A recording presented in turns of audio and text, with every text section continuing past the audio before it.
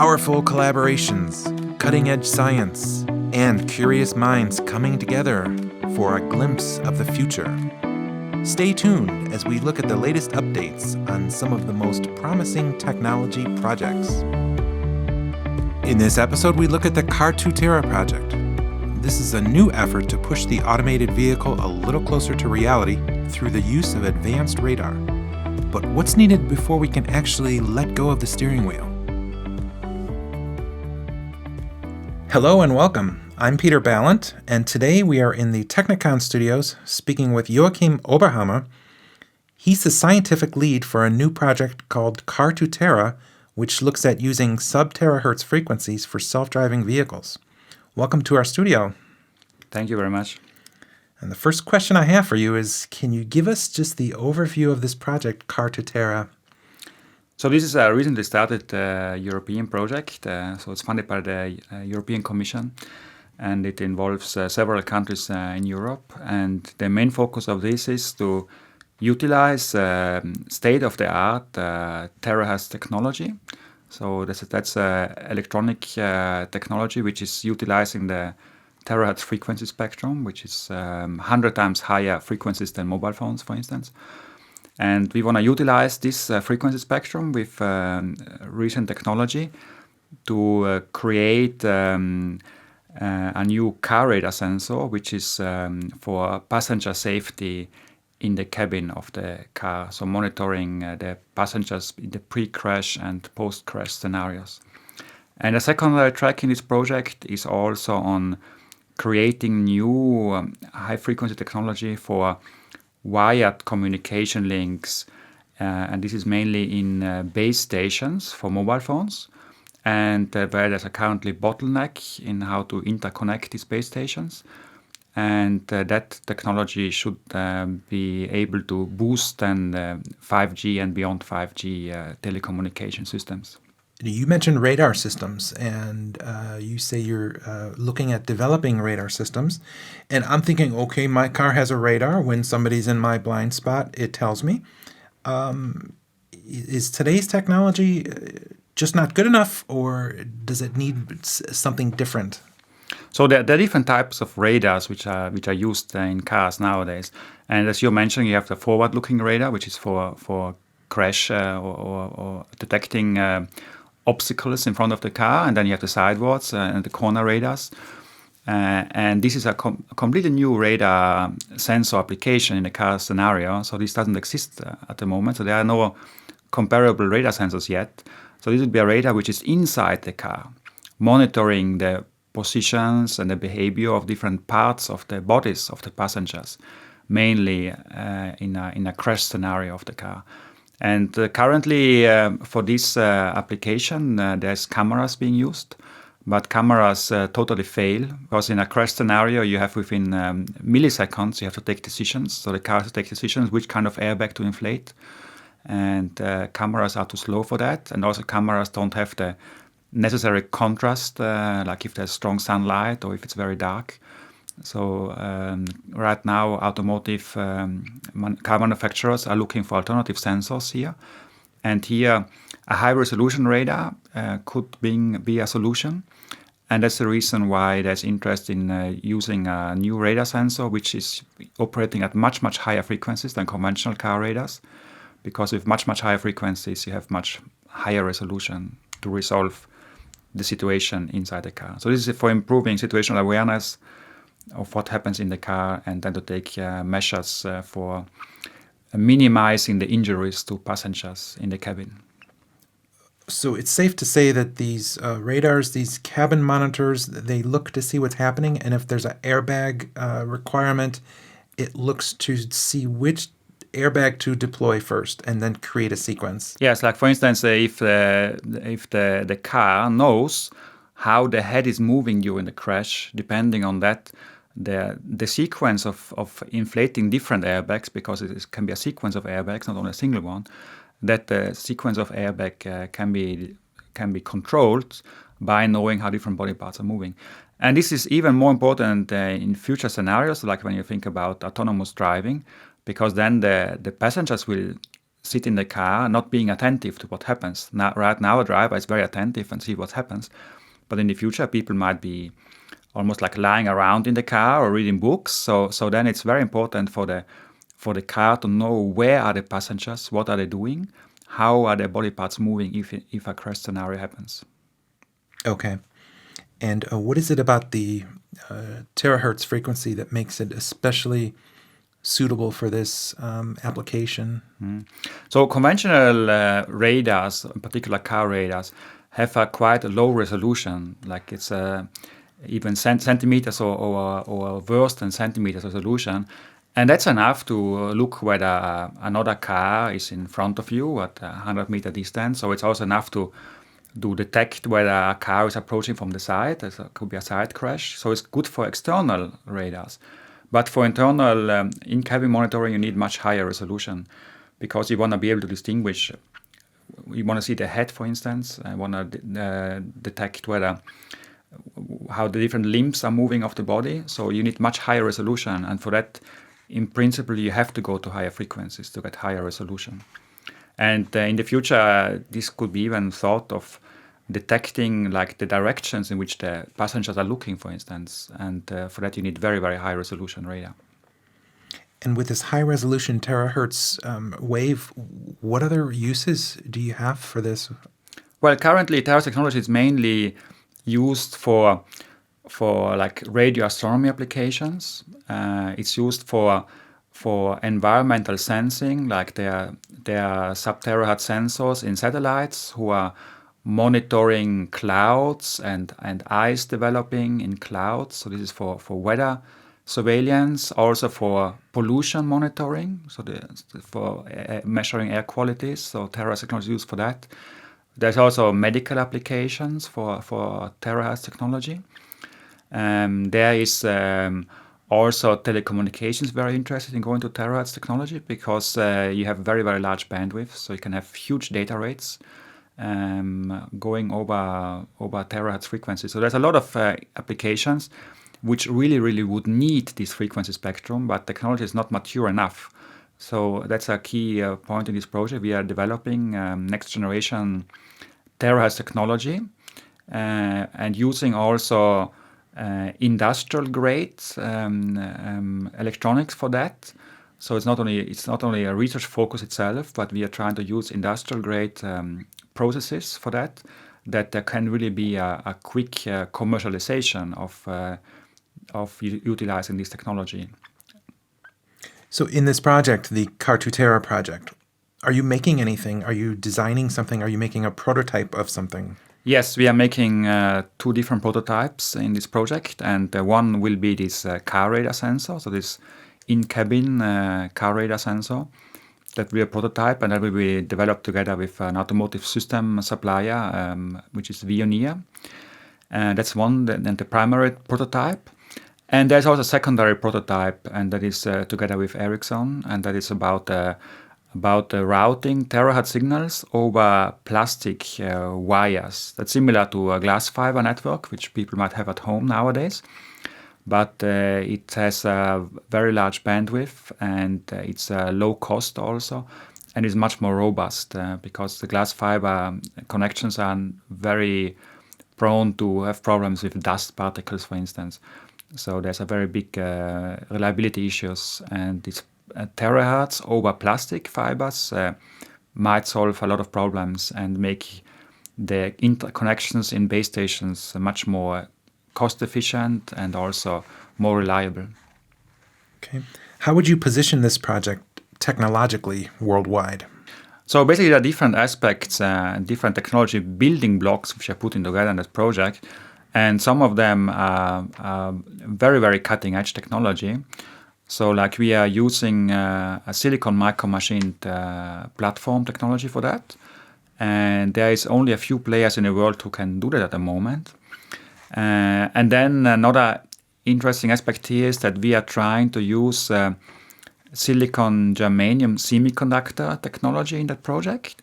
And here we are using industrial grade semiconductors. So, and that is actually quite challenging to utilize this industrial grade technology at these very high frequencies.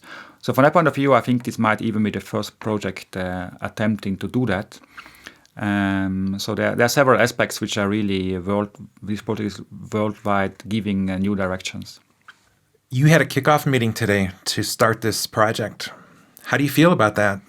Yeah, it was very interesting to meet all the partners and to see the motivation in the eyes of all the people. So that was very nice. So this was a very good consortium, and people seemed to be very eager and engaged in the project. And of course, we also discussed technical issues. So there's a couple of critical points in the project which might fail, which need special attention. And these points were discussed, and where there were actions taken for how do we tackle the project, and how do we get started in a very smooth and efficient way. What does success look like in this project? Well, success here would mean that the industrial end users in the project, and that's Veoneer, the automotive system supplier, and also Ericsson, the telecommunication system supplier, if they would, in the end of the project, be happy with the prototype and utilize them in their next generation products, for instance, and see, okay, this is technology which we want to use, which makes sense for us, and we can go on to industrialize that. I think that would be the main success in the project. Of course, for us, I'm from an academic academic environment. Of course, we are looking forward to doing very interesting publications, which will get a very high impact in the scientific community. Okay. Now, I read quite a bit about technical readiness levels in the project summary. Can you tell us what that means? Yes, so this is a scale basically on which different technology levels, like from very, very basic research to over prototypes, like proof of concept prototypes and industrial demonstrators, and finally towards products. So where do you place the state of development in a certain technology?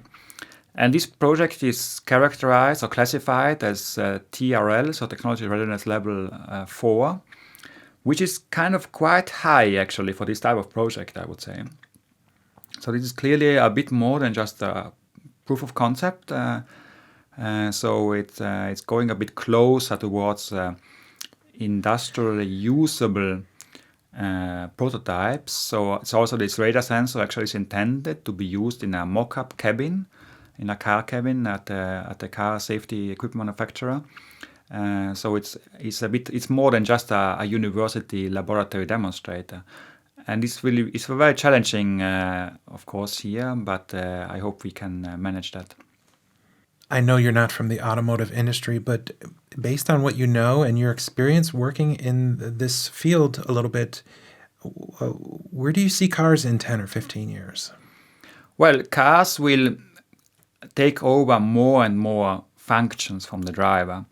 So we already have now a lot of car assistance function, and that can be a brake assistance or stop and go assistant. It can even be electronic stabilization program. So the car is kind of guiding the driver more and more, and this path will clearly continue in the future. So the final goal is, of course, complete autonomous driving, which might be very far in the future, not only for technological reasons, but also for liabilities or for legal reasons. So there are several reasons why this autonomous driving is not that easy to implement. So there's a long road towards that, but clearly along that way, there will be more and more functions which the car can take over or assist the driver, and also take more and more responsibilities from the driver to safeguard the driver mainly, and to also, of course, to make driving as a more pleasant experience. Now, you also just finished up a project not so long ago called M3 Terra, which also, again, looked at utilizing sub-terahertz frequencies. Is there anything from M3 Terra that you were able to exploit or that you will exploit? Can you bring over lessons learned from M3 Terra to Car2TERA?